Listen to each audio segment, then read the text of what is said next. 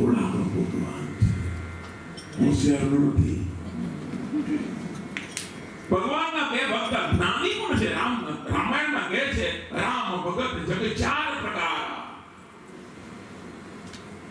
આર્ત અર્થાથી, જિજ્ઞાસુ અને જ્ઞાની, આ ચાર. આર્ત એટલે દુઃખી, અર્થાથી જેને ધનની પ્રાપ્તિ જોઈએ છે એમાંનો એક ભગત છે. ધનની પ્રાપ્તિ અને અર્થાથી, આર્ત એટલે દુઃખી, જિજ્ઞાસુ એટલે ભગવાનને જાણવા વાળો, અને ચોથો જ્ઞાની. ચાર પ્રકારના ભગત છે.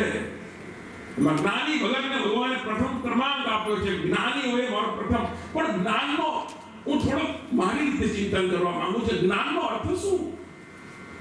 જ્ઞાનનો અર્થ મેં પુનઃ એક વખત તમને ઉદ્ધવની સાથે લઈ જાઉં. ઉદ્ધવને જ્ઞાન હતું, પણ તો પણ ચાસણી વગરની જલેબી જેવો હતો. એનું જ્ઞાન એ જલેબી હતી, પણ એ પ્રેમની ચાસણી નહોતી, ભાવની ચાસણી નહોતી. અને એટલે તો ગાંડાની વણઝાર જુઓ ભાઈ, ગાંડાની જે ગાંડા છે, મીરા ગાંધી, નરસિંહ ગાંડો, જલારામ તો એવો ગાંડો, એને ઘરની નાર પણ આપી દીધી. આવા ગાંડાઓનું ગામ અહીંયા ભક્તિના ક્ષેત્રમાં દયાભાઈનું કામ નથી, પગ નથી ચાલતું, બુદ્ધિનું કામ નથી, હૃદયનું કામ છે.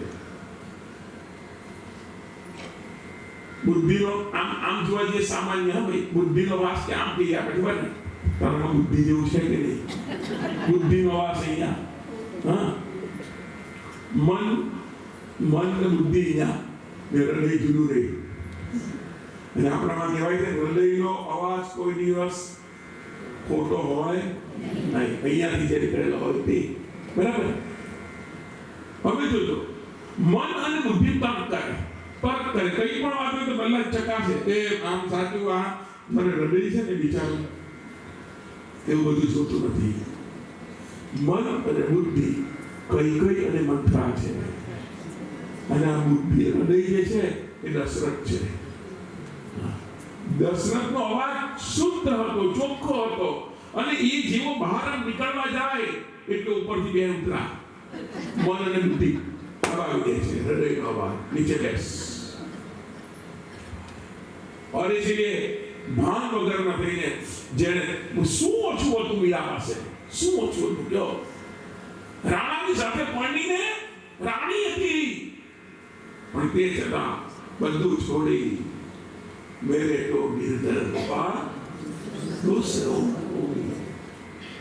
બધું છોડ છાડ કે જે છોડી દે. આમાં તર્કનું કામ નહીં, બુદ્ધિનું કામ નહીં, આમાં એવું જ્ઞાન હોવું જોઈએ. જ્ઞાની પણ ભગવાનનો ભગત છે અને સામાન્ય પણ ભગવાનનો ભગત છે. જ્ઞાનીને જ્ઞાન દ્વારા ભગવાનની પાસે જવું પડે, જ્યારે ભગતની પાસે ભગવાન સામેથી આવે. આટલો ફરક છે. જ્ઞાની તર્ક કરીને આવું હોય, આવું જ્ઞાનથી જવાય ખરું. હા, શાસ્ત્રથી ને જ્ઞાનથી જવાય પાક્કું, પણ એની ગેરંટી નથી. પણ જોએ નથી શાસ્ત્ર વાંચ્યા, પણ એની પાસે શુદ્ધ ભાવ છે, તો એ ભગવાનની પાસે ના. ભગવાનને સબરીની જેમ સામે આવવું પડે. સબરીએ કાંઈ નથી વાંચ્યું, તમે જુઓ, શ્રી ગુરુની સેવા જ કરી છે, પણ ભગવાન સામેથી આવ્યા છે. અને ભલા 10,000 વર્ષ સુધી તપ કરવા વાળા રામનું સ્વાગત કરતા ઋષિઓ રાહ જોતા રહી ગયા. એ ઠાકોરને અમર કરીને, ઠાકોરને અમર કરીને રામ શબરીના થઈ ગયા. નહીં મળે સોના ચાંદીના અઢળક સિક્કામાં, નહીં મળે કાશીમાં કે, નહીં મળે કાશીમાં કે, નહીં મળે મક્કામાં. પણ નસીબ હોય તો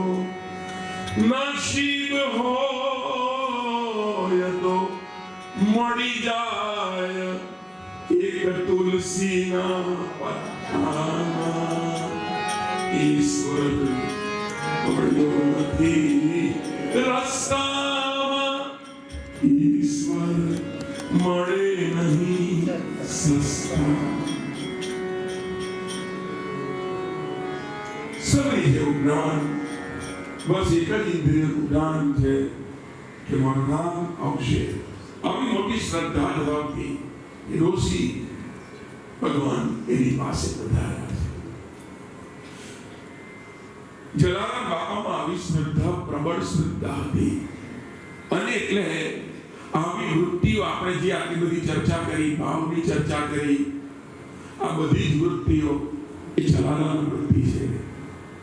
મેં પહેલા કથાનો પ્રારંભ કર્યો ત્યારે કહ્યું કે જલારામ એક વ્યક્તિ તરીકે નહીં જોતા, એને વૃત્તિ તરીકે જોજો. એના એક એક કાર્યની અંદર એના જેવું આપણે કરીએ તો આપણે પણ એના જેવા થઈ જઈએ, પાક્કું. પણ એના જેવો ભાવ, શુદ્ધ પ્રેમ, નિસ્વાર્થ સેવા હોવી જોઈએ, ત્યારે જલારામ બનાય. ખાંભળિયાનો ગાંગા પટેલ એકનો એક દીકરો, જેનું નામ હતું જયરામ, 20 વર્ષનો થયો છે, કાળિયો તાવ આવ્યો છે, મૃત્યુ પામ્યો છે. આ ગાંગા પટેલ એ જલારામ બાપાનો પરમ ભક્ત હતો. સમૃદ્ધિ બહુ પૈસા હતા માણસ પાસે. દીકરો ભણ્યો છે, રડવા લાગ્યો છે. બાપાને ખબર પડી, વીરપુરથી ગાડી જોડીને બાપા ખાંભળિયા આવ્યા છે. ગાડો રડવા આવી ગયો કે ભાઈ અમારે હમણાં જ લગ્ન થયા છે એના જયરામના, અને એની પત્ની આ યુવાન જોર એ વિધવા થઈ. બાપા મારે તો હવે મારે પણ નથી જીવવું. આવું ગાંગા પટેલે કહ્યું કે મારે પણ મરવું છે. યુવાન શ્રી વિધવા થઈ. બાપાએ કહ્યું કે ભાઈ જે થયું તે 6 વસ્તુ આપણા હાથમાં નથી. વિશ્વામિત્રએ કહ્યું છે ભરતજીને, રામાયણની અંદર જ્યારે દશરથ રાજાનું અવસાન થયું અને દશરથનું અવસાન થતા મોસાળમાં રહેલો ભરત એ જ્યારે આવે છે અને ભરતજી એને આક્રંદ કરવા લાગ્યા, રડવા લાગ્યા, ત્યારે દશરથ રાજાએ કહ્યું રડવું તો એની પાછળ જોઈએ જે સંસારની અંદર માયામાં રત રહેલો. આ તો વિદેહ નહીં. આને તો જીવનની અંદર કોઈ એ પ્રકારની આસક્તિ કરી જ નથી, અથવા તો એને માટે રડવું જોઈએ. જેને આ તો બ્રહ્મનો પિતા હતા. ઘણું બધું કહ્યું અને પછી વશિષ્ઠજીએ કહ્યું છે કે હે ભરત, 6 વસ્તુ આપણા હાથમાં નથી. હાનિ, લાભ, જીવન, મરણ, જસ, અપજસ, વિધિ હાથ. હાનિ અને લાભ એ આપણા હાથમાં નથી. જીવન અને મરણ એ આપણા હાથમાં નથી. અને જસ અને અપજસ, આ 6 વસ્તુ યાદ રાખજો ભાઈ. એ ભાઈ આ 6 વસ્તુ આપણે નથી. આ બધા છે ને, હું આવું બધું બોલું તો બોર્ડ બનાવીને ઘરે મૂકી રાખવાના. એમાં છેલ્લું તો ખાસ જસ, અપજસ, વિધિ હાથ. ભગવાનને હાથમાં નહીં. વિધિ મીન્સ નસીબ મીન્સ ડેસ્ટિની. અને ડેસ્ટિની કોને બિલોંગ્સ કરે છે? તમારા કર્મને. તમારા કર્મ એવા હોય તો હું કરવાના. બાકી ઘણા બોલે છે આખી જિંદગી દહરડા કરીને મરી ગઈ, પણ મને કોઈ જસ ન આપ્યો કે તારા કર્મ કોઈ જન્મના તે કોઈને નહીં દીધો હશે, એટલે તને પણ નહીં કોઈ દીધો. આ તો ગીવ એન્ડ ટેક છે. રોજ પ્લીઝ માની લેજો, આ જગત શું છે? Give and take. આપો અને લેવા, આપ લે કરવાનું જીવન છે. છ વસ્તુ આપણા મરણ પણ આપણામાં આત્મા નહીં. ક્યારે કોનું અમારા રામ ભગતે લખ્યું છે ને,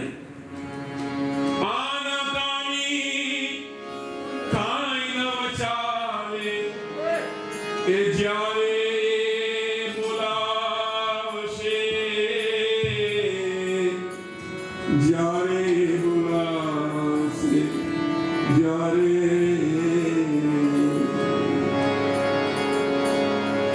આનાકાની કાંઈ ના વચાલે, જ્યારે એ બોલાવશે, એ કરી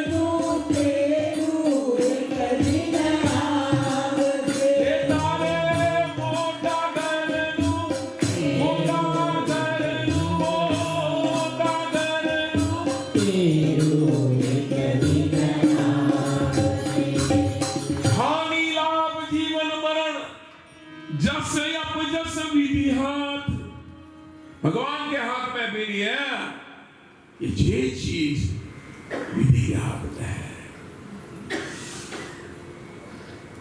स्वीकार करना सीखी जाए दुख ओछू करवो तो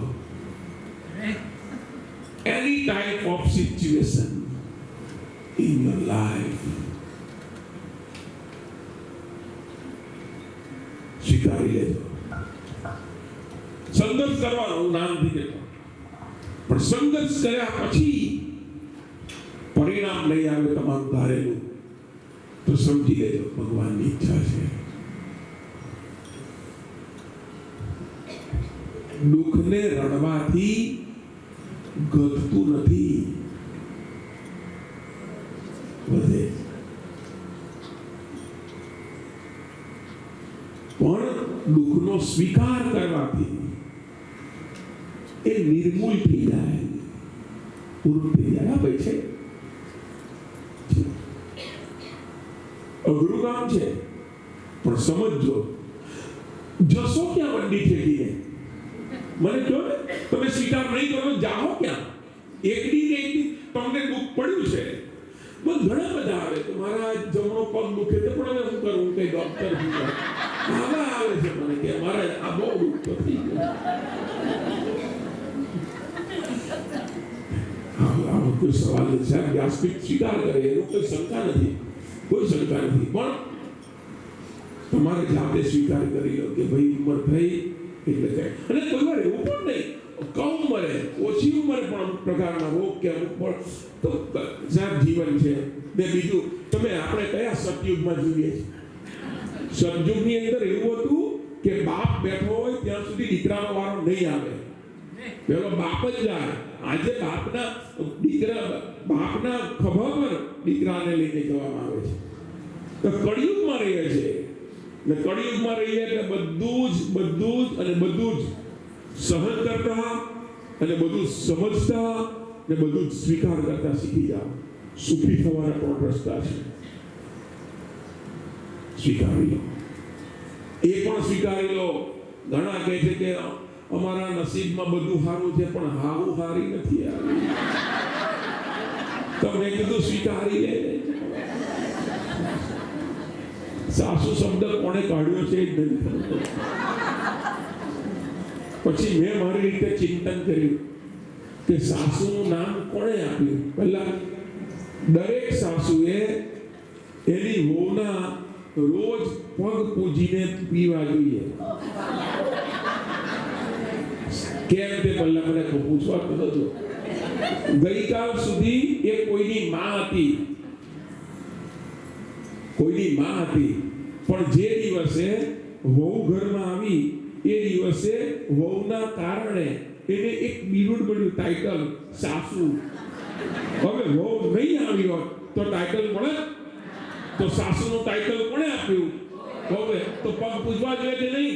બસ પાછી ચાલુ કરી દો.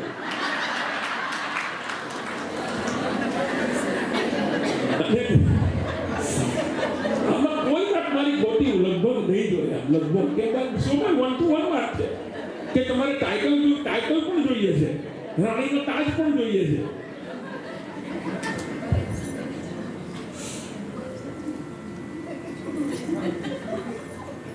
સાસુએ ઘરડે ઘડપણ જો શીરો ખાવો હોય તો આજથી જ વહુને શીરો ખવડાવતા થઈ જાઓ. તો તમે સાસુ ઘરડી થાય ને ત્યારે પેલી વહુને યાદ આવે કે મને શીરો ખવડાવ્યો છે, એટલે હું એને શીરો ખવડાવું. નહીં તો ભડકું જ આવશે, ખીચડું. સવાલ આ બધું તમને આ કયો કથાકાર તમને ઈચ્છે મને ખાલી કથા નહીં કરતા, અમે તમારી વ્યાખ્યા પણ કરીએ.